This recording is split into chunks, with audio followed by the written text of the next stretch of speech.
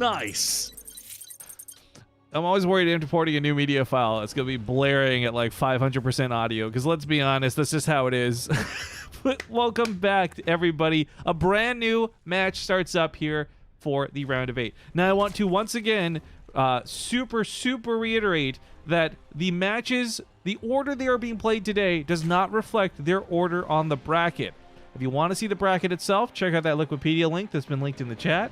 But it is worth noting that the winner of this will play Showtime tomorrow, so you know what that match is going to look like. Spawning here, though, to the bottom right. Kicking off this first game in this best of 5, we got Chivo's Blue Zerg Cham.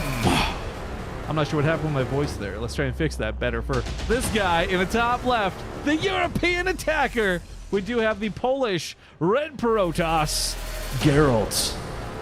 Sometimes has a D in his name, sometimes has a T in his name. I don't know what's right anymore. It's always swapping back and forth. But I will note, for the sake of those who are watching, whether it's on YouTube or here on Twitch, this is playing on the North American server, but we are playing on the East Coast servers. So Cham, unfortunately, is a West Coast player. Gerald's a European player. There is no perfect, right? You see a lot of tournament organizers tackle this differently. Some will let you rotate servers, so one game on NA, one game on EU. We're just going to try and play the middle ground, because East Coast is pretty much just equally awful for both. It's not about trying to make this as fair as possible, it's just making sure it's equally unfair, because it's never going to be perfect with cross-server play. But as noted in the previous series, and I'll just mention here quickly, we do have a very wonderful prize pool. Initially, $1,500 put up by DFY Esports. Again, make sure to give these guys some love. Check out their website. ! giveaway in the chat if you guys want to check out the iPad giveaway that they're doing as well. But $1,500 put down, and then you guys, the viewers, have helped us raise another $500 over the last couple of weeks, bringing this up to now a $2,000 prize pool, which is really awesome, because that, more importantly, awards prize money now for the bottom 8, which we didn't have before. So winning and moving on is worth a lot of money, but losing is no longer worth nothing. It is at least $50 these guys will walk away with. Rifkin playing tournaments like life, hopefully equally unfair to all. You know, the real deal thing here, guys, it sucks because there is no best way to do this. No matter what option you choose, somebody will be left feeling like it's a little unfair. But interestingly enough here, and I'm not trying to throw shade, and I really hope that if Gerald listens to the VOD of this, or if Bly is watching the stream now, know that I say this with no malice, right? But Gerald and Bly are the guys who are going to unfortunately be forced to play cross-server, right? It's not fun, it's not fair, but it is what it is. But at the same time, while they've both been they've voiced their complaints, right? They want this to be on EU, and I absolutely understand why. These are also two of the same guys who've had no problem coming to North America to take North American money away from North American players. I'm just saying. No, but realistically, again, there's no perfect situation. So we'll play for what it is today. And I think at the end of the day, because we've got really good players in this round of 8, I really think that it's not going to be server lag that costs anybody a series today. It might cost a bad fight. Hopefully not. But I really think the better players are going to shine through. And I think the better players are going to be the ones that push through regardless. But it will be interesting, because if Cham loses this, and if Euthermal loses his match, then that will mean all the games tomorrow will play on Europe only. For those who don't know, Euthermal, I keep forgetting about this. Euthermal's in like Mexico for most of the year. I think he's going back for Home Story Cup, but he's in Mexico for most of the year. So he's actually on the North American server like list of things.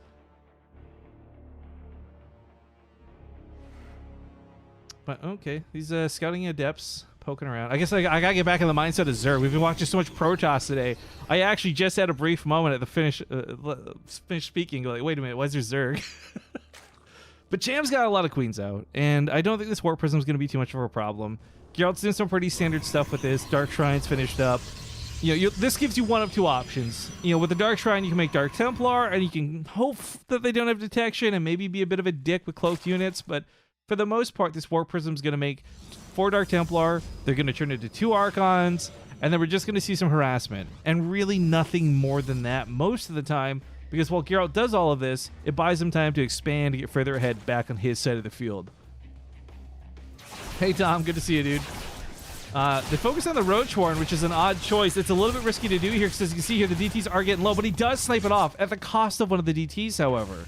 Losing a Dark Templar sucks because that's actually an Archon he won't have made available to him now. But whether it's the Dark Templar or whether it's the Archons, the key thing here is keeping that Warp Prism back. So the Queen did a really good job in that regard. Lings are going to try and get on top of this, but funny enough... Oh my god. Oh my god. Sorry. To all the Canadians out there, great name. For everybody else, this means nothing. That just brought back some harsh memories of being forced to watch that Dan Aykroyd movie about the Avro Arrow in like social studies class like 5 different times because our school didn't have other movies to show. Sorry about that, guys. Just that really caught me off guard seeing that word, that name. Anyways, double Warp Prisms are in play and several Archons will be juggled about, but I don't think Cham's too worried about this. You can see he's not staying at home. He's not panicked about this. He knows the Lings would just die to the Archons anyway, so instead moves across the map. Gets a surround on one of the Zealots. You can see Gerald was on move command there, so a little awkward. Cham going to chew away at the gates here. These Warp Prisms, I'm not sure if he'll recall them back home because they're just sitting idly by. They really need to do something, anything, other than let the Lings punish him on the other side of the map. About the plane, yeah. Also, Dr. Awesome, dude, it's been a minute. I missed you, brother. Yeah, it was okay. If you guys, I can't even get it. It's so stupid. TLDR, the Avro Arrow was just like this super amazing plane that like mysteriously went missing, and there's like conspiracy theories, and they made a movie, and it's dumb. Like straight up, this is like the Canadian version of Amelia Earhart, I guess. It's a whole thing. I don't want to get into it. I'm reliving terrible memories. This Archon's in a really good position, and it's going to kill a lot of Zerglings before going down, but unfortunately still does go down. That's an expensive unit to lose, too, to try and defend this base with. But at the same time, Cham's aggression, I like this. So you saw these 2 Warp Prisms poised and ready to strike on the other side of the field, but he was never able to get in there. He didn't punish any of the drone lines. He didn't force any Roaches to fight. Because all the Lings for Cham, that if he had left at home idly by dying to Archons, had sat at home, that's exactly what would have happened. Nothing would have gone well for him. But by going across the map and being aggressive, it pulled Gerald back. So instead of having his Roach army chipped away at and at like half health, he actually has a full health army of Roaches. He's got a lot of Roaches to boot. He's got some Queens in the back line of this. And more importantly, he's up in supply with +1 weapons. All the things he wants to have to defend this fight. There are going to be some force fields to worry about, but that's why he warped in those Ravagers. First couple corrosive bows, though, not to break force fields. Archon's dragged on the back line behind the Queens. Roaches start moving in, though. Some force fields blocking them out on the bottom side. Warping is bringing new Zealots to the front line, but one of the Warp Prisms goes down. Cham, though, who was up 20 supply before the fight started, now finds himself almost down 20 supply as the fight comes closer to an end. These Archons, however, are starting to run out of shields, and as these units get popped off, they are very expensive and difficult to replace. This is not like warping in more Zealots. Drones get pulled into the fight, but it's still not going to be good enough to defend. Cham does tap out. Gerald, ladies and gentlemen, takes game number 1.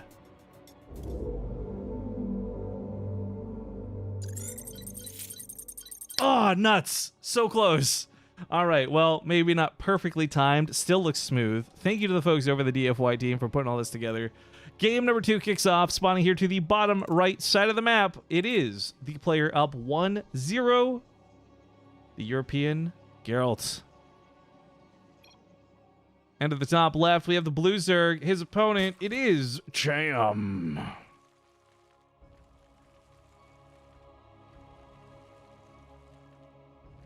Gildan says, I have to say the graphics department is on point. You know what's even sadder is they actually have such a sicker set of graphics that I'll be using for tomorrow. I just could not get up in time for today. This is my fault entirely because I woke up. Usually I wake up, my goal is to be up an hour before the tournaments start. I unfortunately didn't get up till about like 20 minutes before the tournament started today. I can't explain it either. I went to bed at like a good time. I just had one of those restless nights. We've all been there, right? You're rolling around in your bed, you're trying to sleep, and the more you try to sleep, the less you actually sleep. I don't know what happened. So yeah, I set 5 alarms on average every day, and I slept through the first like 3, which was very unfortunate because, again, these guys made some really nice graphics for today, and the only ones I'm able to utilize are the intros. But hopefully they'll have everything else updated, and it'll look just as slick, if not slicker, tomorrow. And those graphics will hopefully be applied to the future and so forth. But I would like to talk about some StarCraft 2 current event stuff. Sorry, just one moment, guys. I would like to talk about some current event stuff.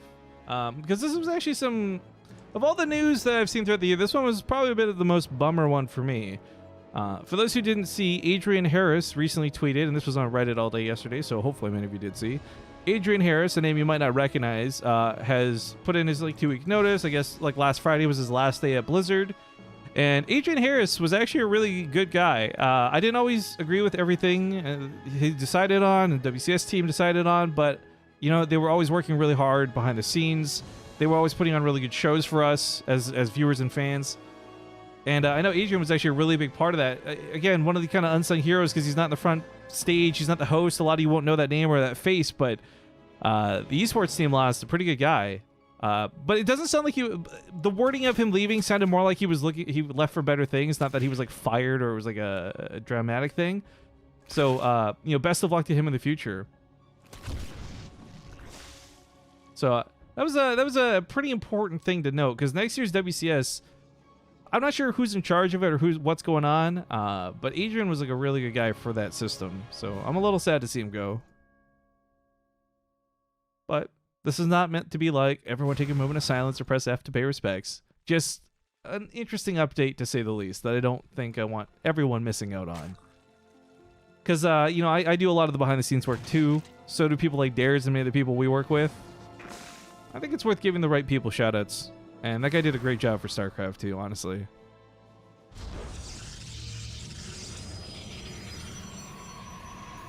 Okay, a couple gateways getting slapped down.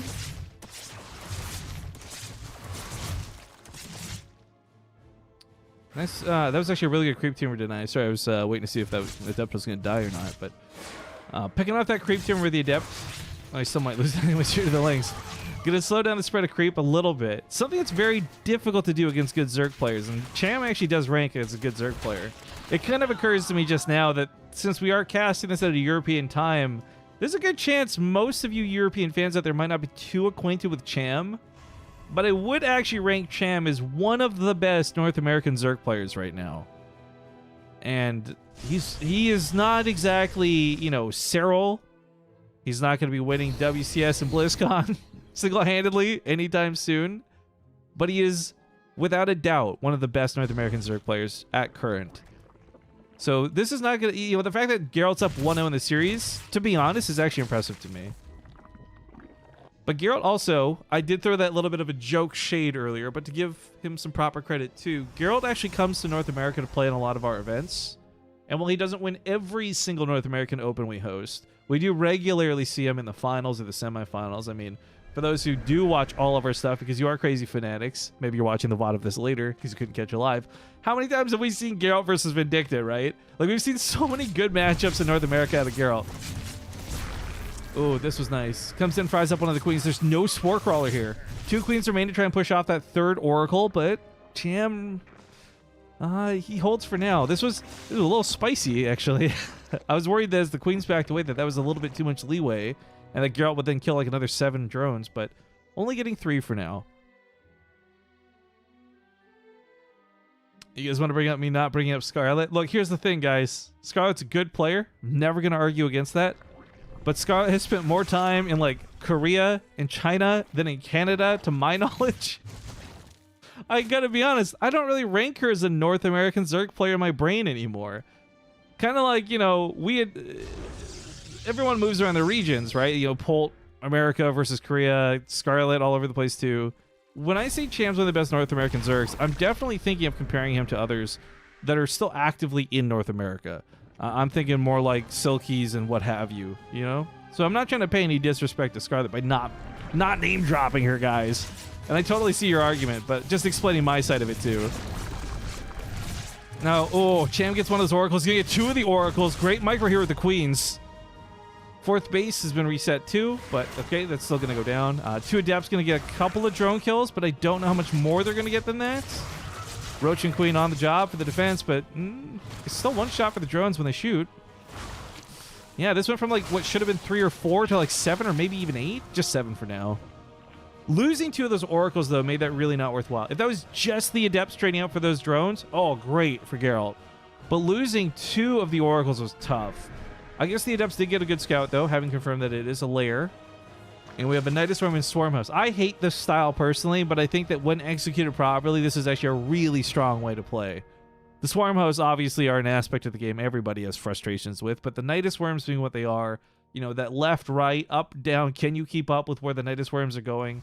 It's a struggle, to say the least. You see these roaches and lings over here, they're just clearing out the zealots because he wants to open the Nidus Worm over here, unload the Swarm hosts, fly the Locust into the natural, snipe the Nexus, and then get out alive, all for what is the cost of almost nothing.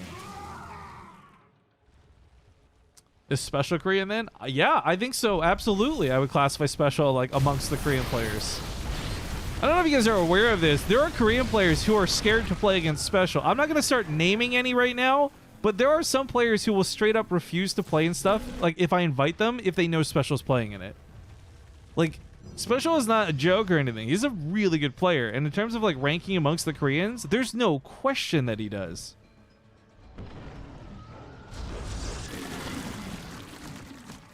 But I guess that's kind of some of the behind-the-scenes stuff, I guess. Maybe less obvious to the public.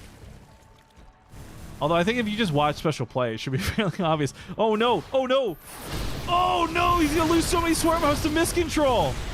Okay, so I'll explain a little bit better what happened there in a moment. Let's see how much damage these Locusts get done. They kill the Nexus in seconds flat. Several of the pylons to go down with it too. Another Nidus Swarm on the right side, but this was supposed to be no dead Swarm hosts. To be clear, losing 6 Swarm hosts when you are meant to lose 0 is a big deal. Cham may have killed a Nexus, but that came at a much greater cost to him than the cost of the Nexus. But I'm not sure what happened there with the AI and pathing, because when the Swarm host unloaded, 1, 1, and 1 made 3 paths for them to come out. When they tried to funnel back in, they only went through the 1 path in the middle, but then also somehow got stuck on the 1 path in the middle. I'm not entirely too sure what or why, but AI cost him those Swarm hosts more than his own decision making, just to be perfectly clear. Oh, he's burning the storms here before the Locusts fly in. Well, I guess the Locusts are flying into them anyway, so it kind of works out, but he needs that area of effect damage to clear out the Locusts because there's no Colossus or Disruptor. This does push them back, allowing the Roaches to move forward. Warp is coming on the left side. Cham may be diving in a little bit too deep, not getting the probe kills to make this worthwhile if he loses everything. Archons, well, okay, those Archons are pulling a Swarm host right now, getting stuck in the choke. Forced to kill his own gateway to get his units out of the base. But of course, there's a... As he did lose some Swarm hosts, he still has 11. And to be certain, 11 Swarm hosts is still plenty to kill a Nexus. So while this base was just recently reestablished by Gerald, this is going to be annoying to deal with once again. Because, oh, the army hits at the same time. So, Gerald's looking in the wrong spot. Storms are ready. He moved his army here in position to deal with this. The Locusts do get stormed down. But this also left an opening for the Roaches and Lings to get in there. He's going to kill some Archons, maybe even 3 of the Templar. Gerald, run! Oh, this is really good play out of Cham. Really great distraction tactics. 13 more probes go down. Third base didn't die this time, but guess what? In about 12 seconds-ish, it's probably going to go down.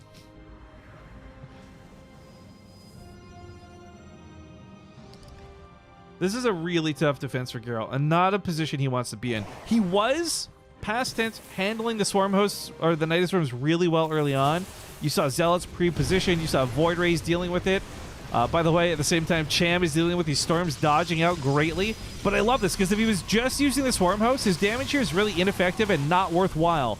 But he's not. He's using the Roaches in great success with this. Adding in here, 2 Roaches segment off to the right side, a huge cluster to the main base. This is going to get some more probe kills. No question about it. These Roaches dive in, and they want to kill the Templar, because the Templar are going to deal with the Swarm host when that wave comes off cooldown again. So the Roaches in the main base, unattended. Roaches in the natural, unattended. And of course, the Roaches in the third, well, they're the only ones pushed off this entire fight. 26 probes go down.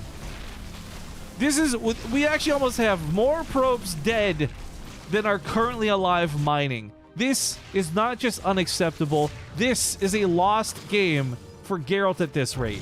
And in fact, with the Locust hitting over here, there's no storms to push them off. They're going to kill the Archons. They're going to kill anything that wants to fight with them.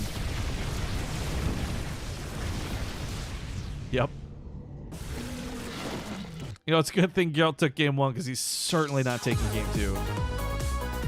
I would be shocked if he had to come back here, although that would be cool to see. Fire Dog, well, you better stop, drop, and roll there, buddy. Thank you for the Twitch Prime. More Templar, but there's no time to store up that energy and get storms. He's forced to make Archons. And Gerald's fighting what's here right now. He's not fighting what's on the way, which is, again, wave after wave of these Locusts.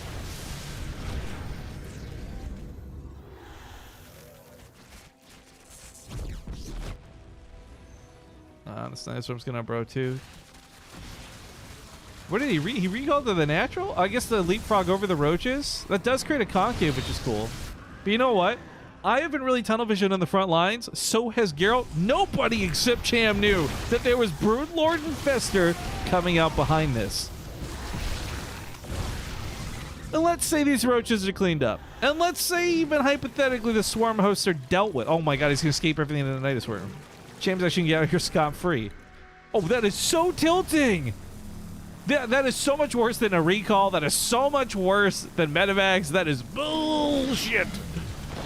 But, again, all of that was just like building up to getting to Broodlords. He's on Hive Tech, he's on Broodlords. There's no Stalkers in play whatsoever. It's just Archons that shoot up. These Broodlords, there's no way they lose this fight. Yeah, Gerald sees them. GG. That is the appropriate tap out. Cham ties up the series now.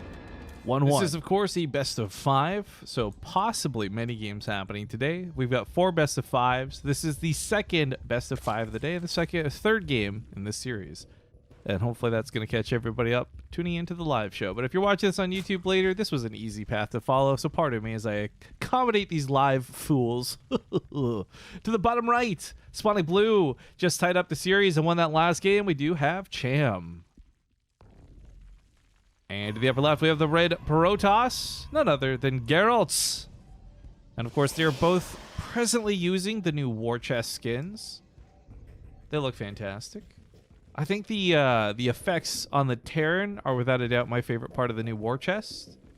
I guess for the live audience, and if you are watching on YouTube, leave a comment down below if you want to answer this. But for the live audience, do you guys have a favorite set of skins for the new bit?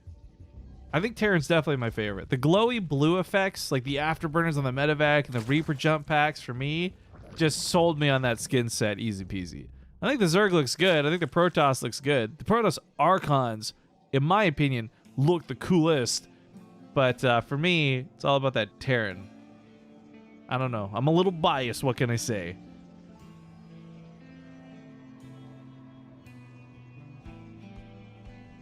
There's just Corruptors with a laugh. The Corruptors do look funny in terms of like giving Corruptors jetpacks was a little strange to see because it doesn't actually make them move faster. You know, I just realized giving the skin of these the Corruptors of the skin that has like the jetpack is the equivalent of painting flames on the side of your car. It doesn't actually make it go faster by any means, but you probably feel like you're faster. Now I know what those are called, but the problem is the West Coast says that word differently than pretty much everybody else. Well, the West Coast of Canada.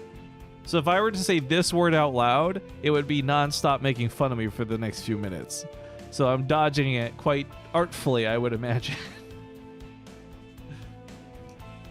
TJ in chat says the flames do make your car go faster. They do not. How dare you? If anything, on like some extreme atomic level, it probably even slows down your car because that extra micromillimeter of paint adds air resistance. Red goes faster. I think you say it the way I say it. Okay, this word, I know, to be clear, is pronounced decal, right? But I think that's really dumb because it's not spelled decal, it's spelled decal, like freckle. Well, it's not spelled like freckle, but anyways, I've grown up my entire life knowing it as decal until I was about 25. Then my American friends made relentless fun of me, and I realized that I was actually in the minority on how to pronounce this word.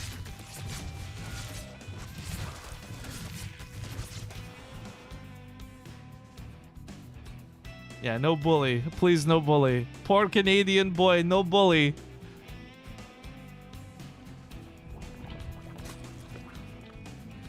I see that I've really upset some people in the chat, but this is why I was trying to avoid saying it. Don't bait me into saying words like this, guys. I knew that this is how this would play out. tell you what, if you guys, if somebody subs right now, I'll pronounce it decal for the rest of this cast. No, I won't. Don't sub. That's a scam, 100%. But also, hopefully, fingers crossed, this word doesn't come up for the rest of the cast because there's no reason for it to. Not unless somebody suddenly develops the ability to build Goliaths. Not the same. Therm gifting us up to Flunky the Rabbit. Thank you, Therm. We do have some links patrolling around, so we saw the Warp Prism leave the base. But Gerald's Warp Prism this time isn't one that has DTs. This is actually a really scary Warp Prism that Cham doesn't understand how scary it is. I think this is going to be a big Zealot charge lot all in. Maybe? I say that, no, almost definitely. He's putting up so many extra gateways right now. There's very little chance that Gerald isn't about to hit Cham with the biggest, fattest all in. Ojin also gifting a sub out. Thank you for that. And of course, gifted subs mean bomb energy for the rally boss. Be sure to hit it, guys. Stalker holds the wall for a little bit. Good timing on the sentry. Forceful comes in too. If he is going to go for... Thank you, Bale Fury Entertainment, for not just the sub, but the donation earlier too. Thanks, dude. Double trouble today. But if he is going to go for this giant Zealot all in, he's going to have to warp in more Zealots soon. Granted, he has a lot of gateways, so he'll be able to warp in plenty fast, but oh, that timing on that pylon. Huge. 1 Zealot outside the front gates, 2 Zealots outside the front gates, 2 Adepts as well. But as I said, he's not looking to stay home and defend too much. He really wants to go across the field with this attack. The charge lot time and the gateways, all of this led one direction, and it was a huge all-in. Now, pluses and minuses for Cham real quick. He's got spine crawlers on the way. Not done yet. He's got a lot of drones, so he can afford to lose like 20 before he's really in hot water. But if he starts losing 20, he's probably going to lose a lot more. I don't think this will be a battle that goes barely one way. The drone's on hold position. Hold on. That's a sick move out of Cham. The Ling's on the left side. The Queen's pushing on the right side. He's going to deflect this. He's going to hold this. And with minimal worker losses. Oh, this is so impressive. This is so impressive out of Cham. That drone hold position was huge. If he had them on attack move, those Zealots would have shredded them to bits and he would have been down 15, 20 workers. But instead, what ends up happening here is he holds with relatively low losses and is even bold enough to chase this Warp Prism down the middle of the map as you saw Corrosive Bile go into it. A little bit risky move there. Gerald, though, doesn't really have a recovery plan from this. The only thing he does out of this is build, like, more Zealots, I feel. He's trying to get a Robo, maybe banking on a Disruptor, but he doesn't have tech, nor does he have the economy to really sustain this game in any kind of macro sense. And as Cham takes a 4th base, this just cements not just a lead, but a potential victory in the game.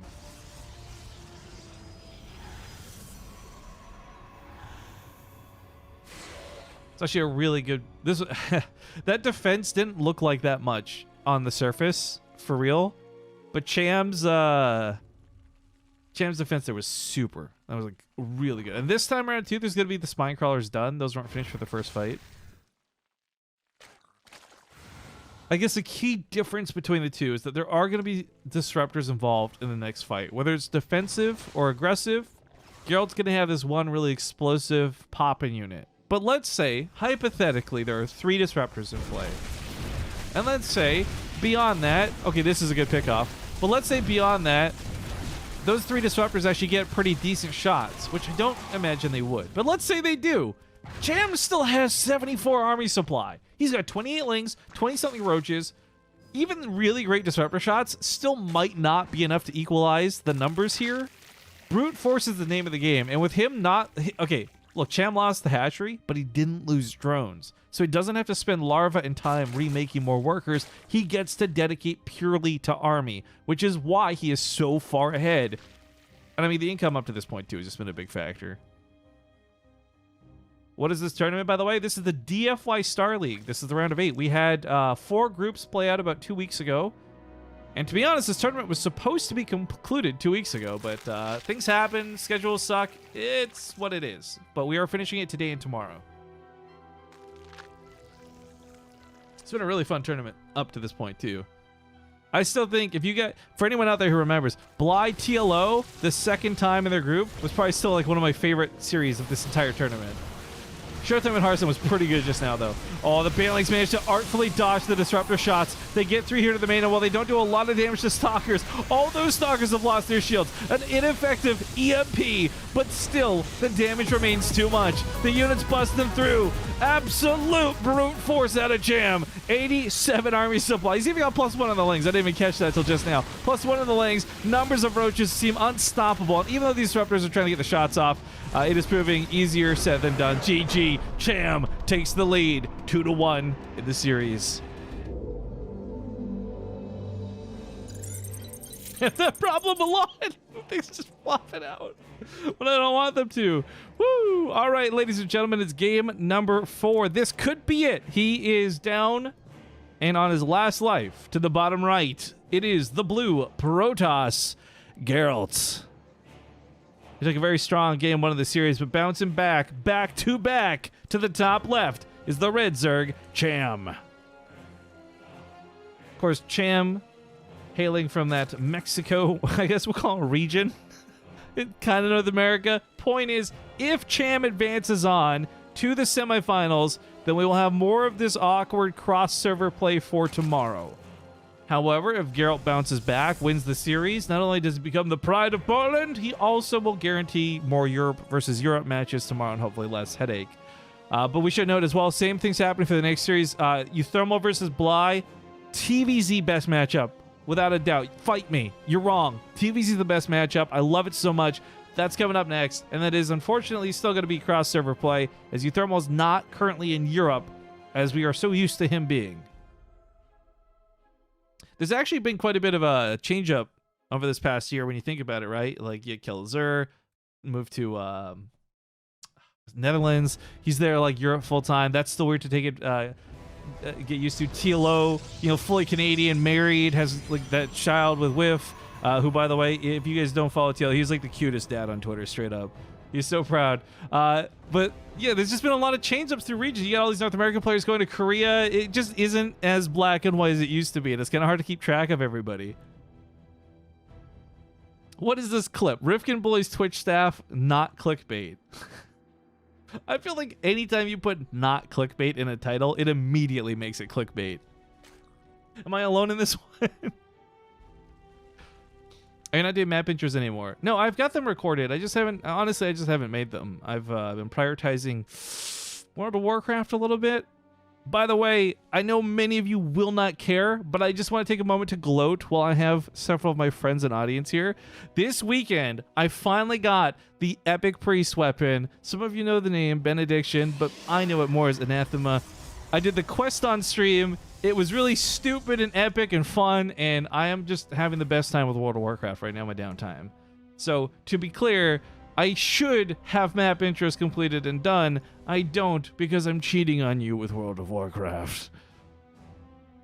No, but for real, even if I did have them done, this tournament, like I said, they put together some really awesome graphics. That little whoosh intro with, like, the names of the players, that's all stuff that the DFY team put together, which...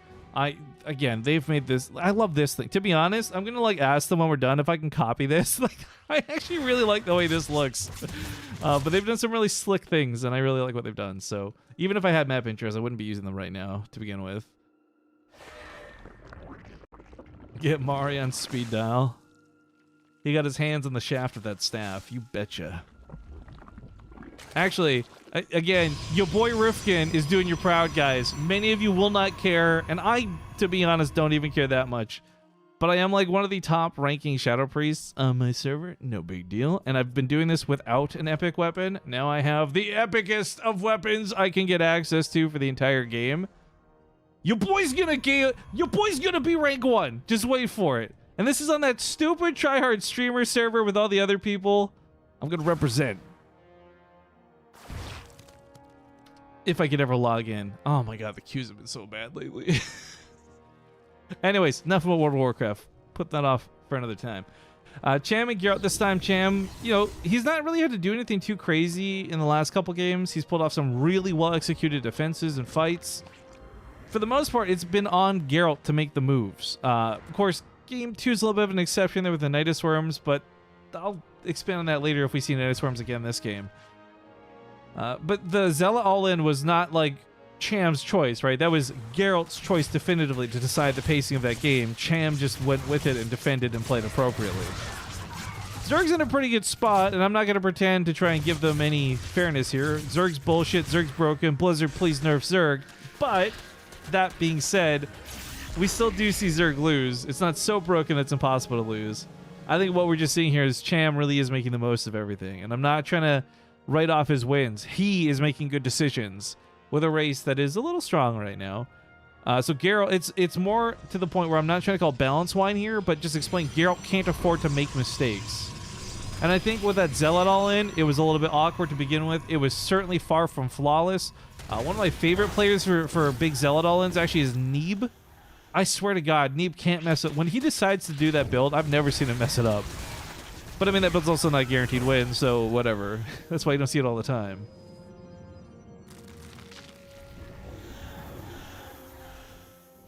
Oh, hey, speaking of the DFY graphics team that I've been paying so much flattery to, Yutster in the chat is the guy who's been putting all this together.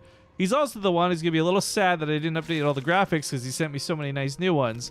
But the little intro videos and stuff, that's all that guy. He's been putting those together for you guys. So give Yutster some love. Banley's going to bust through that first Zealot, take that out real quick. Going to allow the Lings now to get in with nothing else blocking the gateway. Recalls all these units back home to defend. It is only a couple of Archons, but they will hold against the Lings. And it's a big deal because if those Archons did not arrive promptly, that would have been probably 5 or 6 dead probes. Luckily for Cham, that was not a huge commitment, though. That wasn't like the biggest Baneling bust of all time. It did cost him quite a bit, and this was not worth it on paper, but the pressure brought those Archons and the Warp Prism home, and that's worth a little bit more than necessarily the income or the resources lost. It's a hard thing to do to push off a Protoss player like that. Why the hell does stream not work for me on desktop? I'm going to put easy. I've had the same problem, guys. If you see other people with this issue, lower resolution. I'm not sure what's been going on with Twitch lately, but there are some streams out there I cannot watch in 720p. It just pauses every 2 seconds. Same with 1080. I've got to put it down to like 480 and then the stream runs smooth, but of course it looks like dog poop. I'm not sure what's been going on with Twitch. I'm pretty sure it's Fortnite related because the whole site like crashed yesterday during the whole Fortnite black hole event, which I think is still going on. I don't really know. Oh, that was nice. Picking off that Warp Prism. Gerald was in a bad spot to begin with. And Cham capitalizing on that. That takes out both the Archons, the Warp Prism. That threat now neutralized. Nice Founder badge. I really wish I didn't have the Founder badge. I wouldn't be surprised if there were other streamers that do have it, but I'm one of few streamers who have his own Founder badge, and it's really dumb, and I hate it. And I guess when we're out of game, I can explain that a bit further if you guys are really curious, but it's stupid and I'm frustrated. So I have to mention it. Infestation pit coming up. There's actually 4 bases set up really nicely, and it's going in a 3rd base in the middle of the mall. This makes a lot of sense for defensive purposes. Has Euthermal won? Euthermal has not had a chance to play yet, guys. He is coming up next versus Bly. That's a lot of Ravagers at this point. We're not seeing such an overwhelming army supply lead this game, but there is a pretty big supply advantage to Cham right now. Income not exactly all over the place for the last, 6 or so minutes, but recently he's really ramped it up with that 4th base. Banelings are caught over here. Nice catch by the Archons.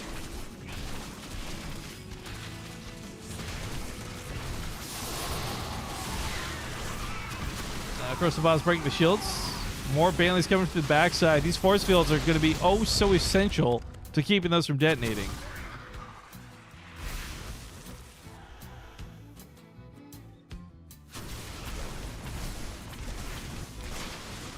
This is good kiting, but this is Winter's Gate where there are these very awkward slow fields. Storms coming out of that Warp Prism were fantastic and on point.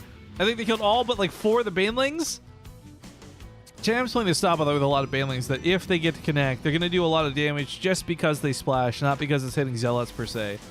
But my concern here is that there's been really good counterplay around this so far. I would be surprised if Gerald slipped up to this here and now. But there are... I think there's one storm left out of this Templar? I wish you could see their energy while they were inside the Warp Prism, but I think there's like 1 storm left in those 2 Templar right now. So that's why you see Gerald backing away. Just not worth. Overlord does have vision, but there's no Nidus Worms in play. In fact, already up on Hive Tech, we got that Greater Spire that's been started. Now, look, last time Geralt came up against Broodlords, he just GG, it was like a Dark Souls moment, right? He saw the boss and he just got the fuck out of there. I don't quite think that's going to happen this time. He's got a better army to fight with than he did last time. Oh, this Nexus should still go down. The +1 melee from the Lings is huge. Yep, finishes off the base packs out of there. The reason I don't think it'll be GG automatically, though, is because what's most important is while he right now doesn't have a lot of Stalkers or even Tempests ready to deal with this, he has money, he's got an economy, he has the ability to build units once he scouts this. Unless he gets caught off guard by it on his base, then it's game over at that point. But my point of this really goes back to the first time Geralt saw this in the series, he was really unprepared. He was down 40-something probes. There was just no chance for him to fight back. So it's not that the Broodlord scared him off, it was how far behind in the game he was. This time, that's not the case. An absolute awesome Zealot run by here to the top side. 4 of them, not going to get picked up by the Warp Prism. Feels bad, only 1. Didn't kill that many drones, actually. So I said an awesome run by, I take that back. It did trade out for a lot of Banelings, which is great, because Banelings to trade for Zealots are really expensive and not really worth it, but it defended the base, and that's what matters most. There's quite a few Templar in this army, actually. Up to 8 High Templar right now. That is a lot of storms. Oh my god. 47 is that combo of emotes actually looks like, instead of a dead Zealot, like a High Templar going into like Super Saiyan mode.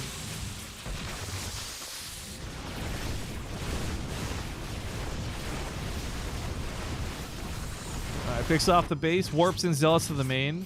Warp Prism, I don't know if this Warp Prism will actually get dealt with, but the Zealots will. Nice Banelings. Nice pull it to the main. Geralt's also going to walk away from this rather than pursue forward. Still, this Overlord scares me. I know there's no Nidus Worms, but if there were, man, that's such a big weak spot. Now, knowing the timing of the game, he's moving towards Tempest, hoping to get there in time to deal with the Broodlords, but Broodlords are already finished up and moving out on the map. Slowly, but they're moving out.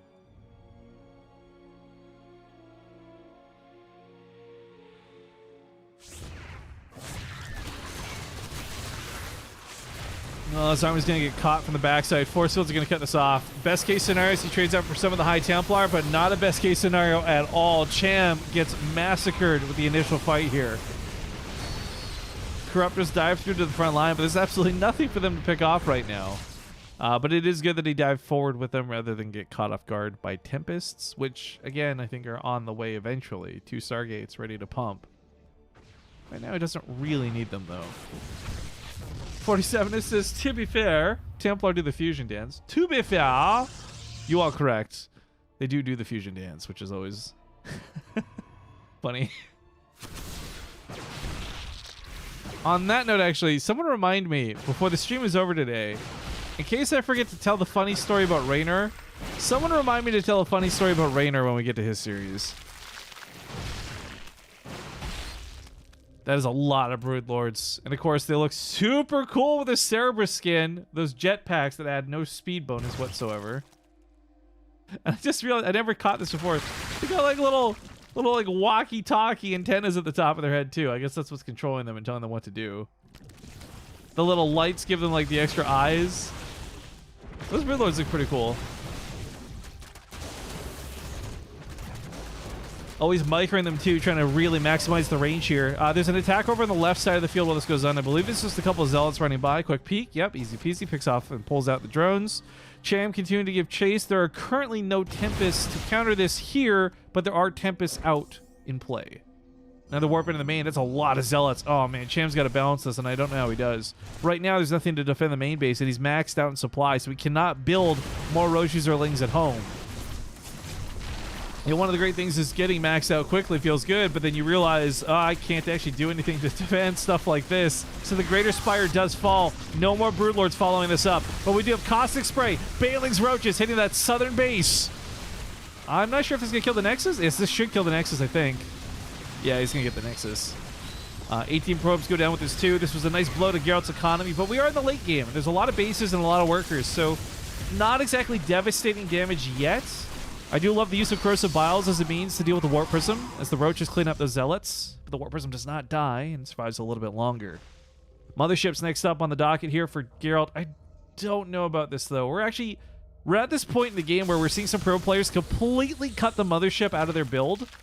Outside of using it for, like, recall purposes, it just dies too easily to things like Corruptors. And, of course, when you add Vipers to the mix, too, which currently are not in play, Abduct just really shuts it down so easily. So, a little surprised to see the Mothership, because so many players haven't gone for it, but we'll see what Gerald's got planned for it. That Cloaking Field's always nice. It never hurts. Just sometimes expensive.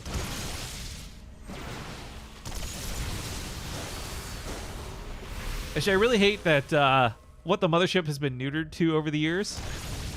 Because it is, at this point, a glorified Arbiter from Brood War. Just has more health, I guess, and less stasis fields.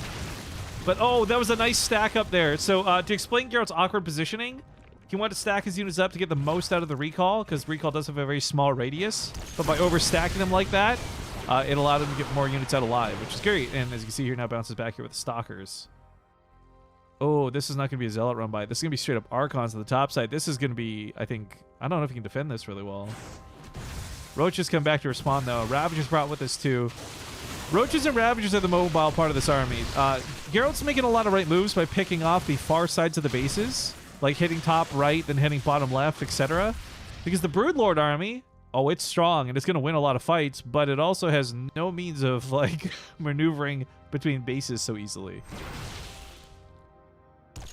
But Templars are in play now, too. There's a lot of Templars still sitting on 15 High Templar!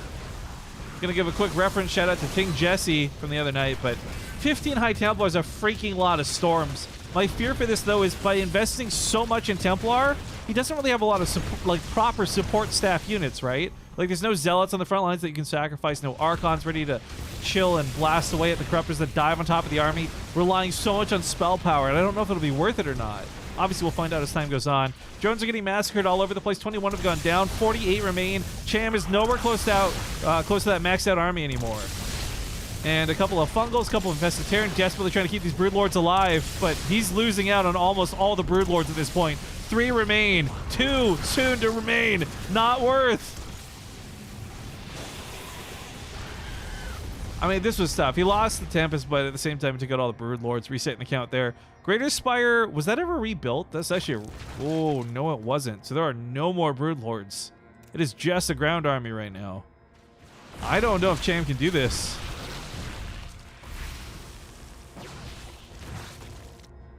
These Infestors don't even have that much energy, so there's no, like, instant Infested Terran army to fight with. He used a lot of Fungal Growths to kill those Tempests. Maybe even too many. Cloaking Field's down. There's no detection, so these Corruptors are not firing back. Super awkward. GG. Gerald ties up the series, and blessed be DFY. Because if you guys forgot, in the group stages, we had a lot of game 3s and best of 3s. And so far today, both of the best of 5 series have gone all 5 games. And this one will too. But also... we're going to take a break, guys. It's been a long time, and I need to breathe. So the last map of this series will be on Disco Bloodbath. I'll host that now, but we'll be back in a few minutes. So thank you very much for watching. All right, so for the guys, just hitting the wrong buttons as we got all the games going, but don't worry, we're back. Hello, hi. Don't mind the awkward black space as we get into game number 5. Final match between these two. Somebody walks away with $50 from this tournament, and somebody moves on to that semifinals match against Showtime for tomorrow. Spawning here to the top left side of the map, we do have the red Protoss player, Gerald, with his opponent to the bottom right, the blue Zerg Cham. Now again, big shout out to the folks at the DFY esports team. Whether it's the graphic designers like Yudster, we're giving some shout-outs to earlier, Prince Charles, who sadly isn't here today, or just anyone else who works behind the scenes that I don't know. They've helped us put on a great tournament so far, and these have been some really fun games. Again, I cannot stress enough that they are putting towards some good content. We want to do a Season 2 with them. And, of course, above all else, they're giving away an iPad. Guys, that giveaway link needs to be clicked. You must go enter. It's free. There's no gimmicks. They're not asking to take a bunch of your personal information. Nothing like that. Just go enter the giveaway. You can click the link down below the stream or just type !giveaway in the chat. It'll give you a little thing over there. But I gotta ask, for Sport 1X and the others who have been coming in here, what is up with this? People have been obsessed asking about this Bly versus Euthermal series. It hasn't even played yet. I'm stoked that you're so stoked for this series, but why do you... Is there somebody out there saying that that match is live right now? Like, is there some dumb betting site that's put that up, or is Team Liquid wrong? Like, why is everyone asking about Bly Euthermal? This is like a 50th person. They're coming up next, homies. Don't worry. Bly and Euthermal have not played yet. They will be the next match after this series is concluded, which should be concluded here soon. Gerald and Cham, final match available right now. That being said, I don't know who to call this for. I think going into the series, I really had high anticipation for Cham to take this. Gerald has shown us nothing but good games, so I want to make it very clear that it's not because I didn't think Gerald was good enough to beat Cham. I just think, if I'm thinking back on it, Cham has an almost 100% win record for stuff I've invited him to play in. Granted, that's not 100%, and granted, he hasn't played in a whole lot, so it's some pretty skewed data there. But just Cham, the last few times I've seen him, you know, he's been on calls for winner interviews and things like that. He's been winning a lot, so I think coming into this, I just had higher expectations, I guess. He still may take this at the end here. I don't know. But either way, 2-2 is a tough spot to be in for both sides of this. Not to mention, no matter who wins this, they play Showtime tomorrow. That's a hell of a match to go. And Showtime's a really good player. In fact, just since we do have a bit of a calm opening, quick brief blip over here to show you guys the prize pool. Because this is what tomorrow is going to be worth. $250 for third and fourth place, $400 for second, and $600 for first. All of that's going to be happening tomorrow. But, ooh, it's a good thing I came back quick. That's a fast layer coming out of Cham. Now, granted, there's going to be DTs and other annoying classical moves here out of Gerald, including these adepts. But if he transfers these through, yeah, that would be a big mistake. Because he didn't transfer them through, however, he also didn't see the fact that it's a fast layer. Now, maybe it's just a Nidus Worm. Maybe it's Swarm Host with a Nidus Worm. It's 3 bases. There's a lot of larvae to work with. And what I got to keep my eye on here is how many more drones Cham makes. Because if he starts cutting drones around now-ish, then it's a pretty clear indicator it's going to be an all-in. These Lings also catch the Adepts, both of them in the middle of the field. An absolute great pick-off there because, A, no worry about the Adepts transferring behind enemy lines now. And secondly, no scouting from those Adepts either. Gerald effectively playing blind now for what might be the end of the game because no more drones are being made right now. And I think we're going to have a Nidus Worm with a Ling Queen all in to go with it. Overlords are finding position for that right now over here on the left side of the base. Nidus Worm starts up at home. And if Cham can pull this off, this is a sick way to finish out the series. But I don't know. This is not nearly as strong as when roaches come with it. It is not nearly as strong as when, obviously, swarm hosts are harassing with it. This is a very all-in move that I don't know will work out the way he wants it to. Overseer being done as quick as it is, though, that's got to be a big warning for Gerald. The timing on this usually is the Overseer is finishing up as the DTs come into the base. Seeing the Overseer already should give him a big clue that the layer was done with plenty of time to go, meaning there's very likely a Spire or a Nidus Worm behind this. And in fact, this Nidus Worm is just coming down the front line, but it's going to get shut down. DTs hit so freaking hard. Was it like 50 a swing? 45, excuse me. So first Nidus Worm denied. There's some wiggle room here for Cham to get out of this. He's not so committed that he can't like win this game if he starts droning now type thing. But he's not. He's still producing more Lings. He's going to continue with this all in. And Cham, unfortunately for him, Geralt pretty much has the best units he could have to deal with this, and that is like a lot of Archons and Dark Templar.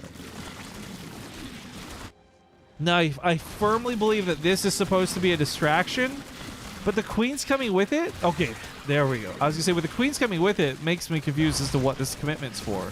But the Nidus unloads in the main base. Archons almost take care of it, but because the Queens were not in the Nidus Worm, thus not able to transfuse the Nidus Worm, the Nidus in the main goes down. This was a big mistake out of Cham. Look, I don't know why, but you can't make mistakes like this at this stage of the game. This is game-endingly bad damage if his queens are out here doing nothing. In fact, I don't even know if they're going to be in range to transfuse this Nidus Worm or not. They're just kind of adding some ranged damage right now as he tries to tear down this gateway wall. Nidus Worm is going to finish up. Lings are going to pop out of it. Transfuse does go into it. Gateway breaks. Lings hop on top of surrounding the Immortal, but you could be able to pick up in the Immortal with the Warp Prism, but it's full of Zealots. A little bit of awkward miscontrol there out of Gerald. 2 Warp Prisms now in the front line. Lings continue to surround the units, and Gerald is getting absolutely overwhelmed. I thought he had this on lockdown with that first attack, but no. Cham found a way to still make his way into the base. Oh. But hang on, Cham lacks detection in a major way. DT's pushed this off. Queen's back into the Nidus Worm. And as cool and chaotic as that was, Gerald actually sustains relatively low losses from this. Keep in mind though, Cham, well maybe not making a million drones, has spread his drones out. He's got fantastic income. And while you take a quick look at this, Gerald's actually had better income up to this point. Cham's got better mining spread out now. So that's going to start equalizing a bit as time goes on. What is unfortunate, though, is because Cham hasn't had like a distinct money advantage going forward, these Nidus Worms are not as easy to lose as usual. You know, God knows, if you've ever watched a Bly game, you'll watch a Zerg player lose 17 Nidus Worms and still eventually win. Not quite the same situation here. 5 Nidus Worms down is only like 250 minerals, 250 gas, but that's not coming from a point of being ahead. Army moves out, leaving the back base exposed again, but more DTs are warping in, and they warp in fast enough that they'll shut down this Nidus Worm. Lane's trying to run around everything, and that's kind of a cool idea, but how many probes are actually going to die here? I feel like not many, right? He holds position to try and chew through a couple. I like the idea of the hold position. It's about 5 or 6 kills, but Archon and Zealots clean this up. I think that so much of this game comes down to the Nidus Worm was not the right call, but secondly, the queens not being in the Nidus Worm. I really, truly believe that these 5 queens being over here, had they transfused this Nidus Worm, those Archons would not have killed it. Things would have unloaded. They would have been surrounded. They would have been killed. I think this game maybe doesn't mean that it would have won for Cham, but I think this would have been a very drastically different game if those queens had not been out of position and out of that Nidus Worm the way they were. Cham's drone count, by the way, up to 61. He's used some of those drones for some spine crawlers, sure, but I think this positioning is really good for him. This creates a kind of wall against the Zealots more than anything else. It's not about having the extra damage, but the extra damage is nice too. Transfuse go into the Nidus Worms, trying desperately to keep them alive. They're the most armored units here on the front line. With the Nidus Worms broken, the Zealots push forward, but they fall back to the mineral lines. A great position to take this fight from. Ranged units being the big advantage for Cham in this situation, but damage being the advantage for Gerald in this situation. Archons dealing 35 to everything from Zerg, not to mention splash damage too. Roach Warren exposed. Roach speed not done. No, this is not a building he wants to lose. Obviously, that's all his production. He already starts building a new one in full anticipation of this going down. But at the same time, Gerald not finishing off the Roach Warren allows Roach speed to finish, and now Cham's got a little bit of extra movement speed to work with. I don't know, though. For Gerald, this is like, there's no escape at this point. The Archons are going to die. They didn't kill that many drones. I mean, the drones are just kind of stuck over here on the other side of the mineral line, not dying. But at the same time, his army is not getting cleaned up as swiftly as Cham would like. So, this is kind of hard to call. The whole position on the drones is a good move, but GGs get called nonetheless. Ladies and gentlemen, Gerald will advance to the semifinals.